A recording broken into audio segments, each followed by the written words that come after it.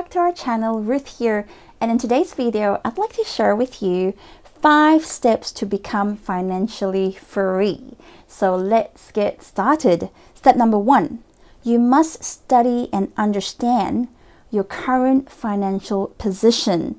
Do not ignore all the debts that you've got, especially your credit cards, your loans, and make sure you actually learn and know how it works. Now, I understand that sometimes it's actually quite difficult to confront your credit card debts, but do not ignore them. So you need to actually study and understand your current financial position, even if it means, to start with just grabbing a piece of paper and a pen and thinking about, okay, well, which cards do I have, which loans do I have, start writing them down. But at the same time, not just knowing like which bank, which type of loan you have, but write down the exact amount that you're owing. For example, if you're owing $8,368 on a particular card, make sure you write down the exact amount. So write every single thing down so you know exactly where you're at. So it's time to confront yourself if you have not already. Number 2, commit to living within your means. Now, it's actually really important that we buy what we need, not just what we want, but just buy what we need. Sometimes it's okay to reward yourself, but if you can, possibly buy cash. If you don't have the money, then think twice and don't put it on another credit card. Wait until you actually have the money to actually buy cash. Now, I'm obviously talking about things like, maybe it's the latest iPhone you want to get, or maybe it's like this really beautiful jacket or a Louis Vuitton bag or whatever wants that you have. So I'm not talking about necessity. If you're mom and dad and let's say your washing machine broke and you have to wash clothes, and you're thinking, my goodness, we have 5 kids, let's say, and you have to wash all their clothes and you don't have the cash to actually buy a washing machine. That's okay. You might have to actually put it on a credit card to just get by. So that's like a necessity. Well, I would like to say it's a necessity here in Australia, but from where I grew up, in Asia, my mom used to wash everything by hands, but right now she's got a washing machine, So it really depends on what you really need. So think twice, commit to living within your means and buy cash, and don't put it on another credit card if you don't have to. Number 3, save and invest. You see, every single bit counts. The thing is, if you earn X amount of money every month and you have to spend so much, you might want to actually try your best to save, even if it's just a little bit, even if it's just 10%. If you cannot save 10%, then 5% of your income, put it aside. It might look like it's really trivial at the time. You go, oh, it's just 5% of my income. It's not going to make a huge difference anyway. But the thing is, the more you save on a consistent basis, you're going to see that your funds begin to accumulate. And with that, you can actually invest that money. By making sound investment decisions. And I'm not saying that you have to have high risk investments, like stocks and bonds, unless you have got really good financial advice. It could be something simple like a fixed deposit account, because that's safe and you will guarantee that you will get some sort of a return. It might be tiny, but at least there is something for you at the end of the year. So definitely save and invest. Number 4, pay off your debt quickly. Now, this one here is, in my view, I think it's really important. If you don't have to get into debt, don't, because the interest is what is draining you.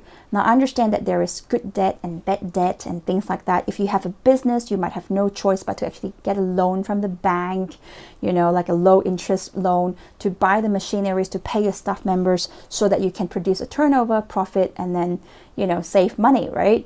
So I understand that there are times where you have no choice but to get into that sort of a debt.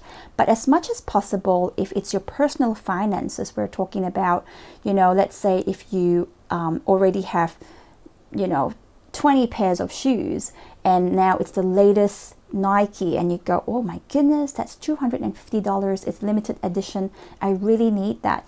but you only have $25 in your account. My question to you is, are you going to put that on your credit card? Or are you going to wait until you actually have the finances to do it?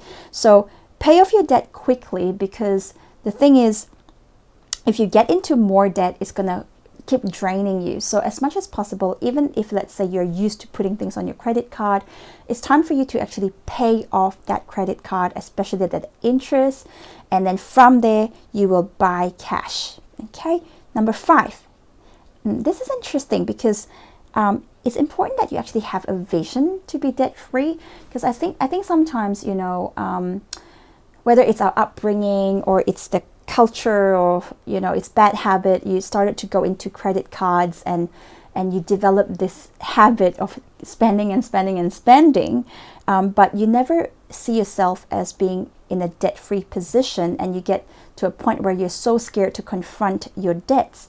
But I want you to actually imagine a life of being debt-free, because that is so amazing. I mean, seriously, I'll tell you, the day I got out of debt, I promised myself, I said, you know what, unless if it's something really important, like, you know, a business or some sort of a, but even that, I don't want to go into another debt. You know, I'm debt free and I'm staying debt free because it's such a refreshing feeling. So if you haven't been able to imagine yourself being debt free, you know, just imagine and say, you know, what if I'm debt free, you know, and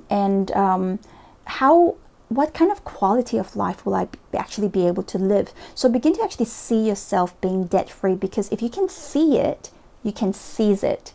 So that's really important, to have that vision of being debt free.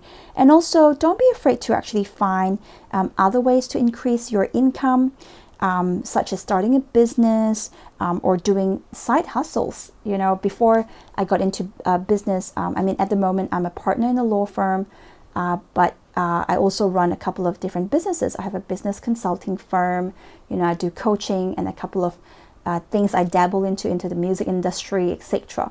But before all this, right, when I was trying to become financially free, I humbled myself. You know, I would work in a law firm 8 to 5. I'll run this thing on the side, and then I've got different side hustles. I was a personal trainer, a music teacher. What else did I do? Yeah, that's probably it. But I was trying to just do everything I can to become financially free. So there's nothing wrong with that. If you've got a spare couple of hours here and there, you can check out my video on, you know, side hustle ideas, business ideas. You can actually start from home. It doesn't have to cost you a lot of money. In fact, some don't even cost you any money at all to get started. So it's actually quite okay to find new ways to increase your income, and so that you can become financially free.